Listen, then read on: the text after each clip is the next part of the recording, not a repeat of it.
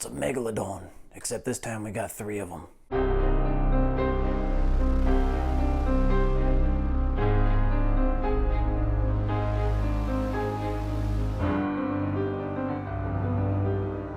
What's up guys, welcome back to the channel. My name's Josh. Today we're going to be reviewing Meg 2: The Trench. This is a sequel to 2018's The Meg.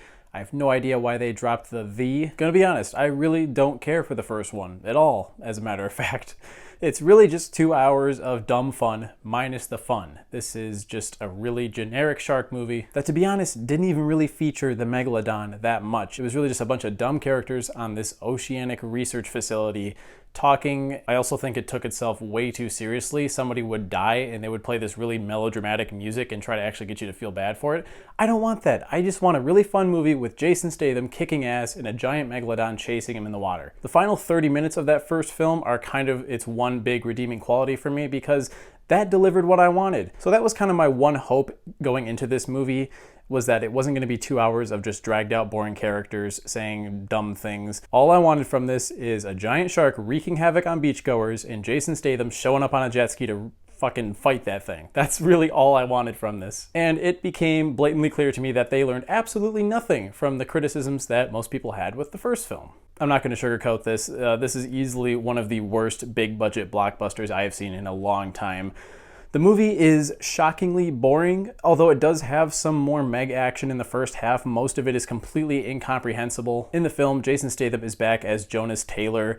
He's still working for this marine research facility for some dumb reason, and they're now doing more exploratory dives into this trench below the Mariana Trench because there's some sort of thermocline layer that they can dive beneath, and there's a whole prehistoric ecosystem there. Yeah, this time it's not just sharks. There's also some weird amphibious reptile-type creatures that somehow survived. We got some other characters returning from the previous film too, none of whom I can remember their names or really give a shit about for that matter. I did like the little girl who came back in this one though. Her relationship with Statham was kind of entertaining. And to get the obvious out of the way, Jason Statham, he's just really good. Even when he's in a shitty movie, he's usually the best thing about that shitty movie. Just something the way about he delivers his dialogue. It was really satisfying to watch here, as it was in the first film. But it's not enough to help this thing, man. Once again here, the first half of this movie is just characters delivering exposition. We're introduced to a bunch of new side characters.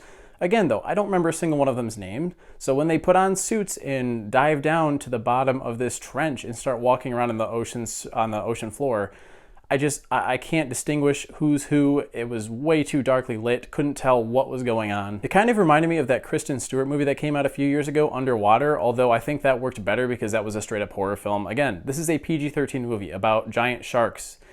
Stop taking yourself so seriously. Eventually they do reach the surface, and then we have megalodons and various other sea creatures attacking beaches, and Jonas has to go and kill them. But there's a whole other side to this movie. There's a bunch of human antagonists because, of course, every time they make something like this, they have to overcomplicate it. We can't just have something as simple as giant sharks attacking people and we gotta kill them. And these human antagonists were just so horribly forgettable. And I understand that if the movie's not gonna take itself seriously, it shouldn't really try to flesh out its villains. That's very true.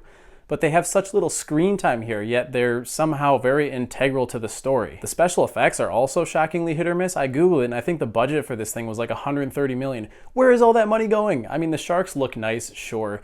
But as soon as they tried to show these giant lizard creatures when they're on land in broad daylight, it looked really bad at times. I don't understand how they've messed this up this badly twice. And if you ask me, this sequel is even worse than the first one. The first one was watchable. This, I just wouldn't waste your money on this. There's so many other films that are so much better that you could be spending your money on instead. Again, the third act had some satisfying stuff in it for me, but it's nothing you haven't really seen before. The only difference here is this time Jason Statham is on a jet ski instead of in that little sea glider thing that he was in the first one. Statham is really good. He's clearly having a fun time with this. I really like Cliff Curtis too. I wish that guy would get more roles because he's been good in everything that I've seen him in. Again, even if it's a really bad project.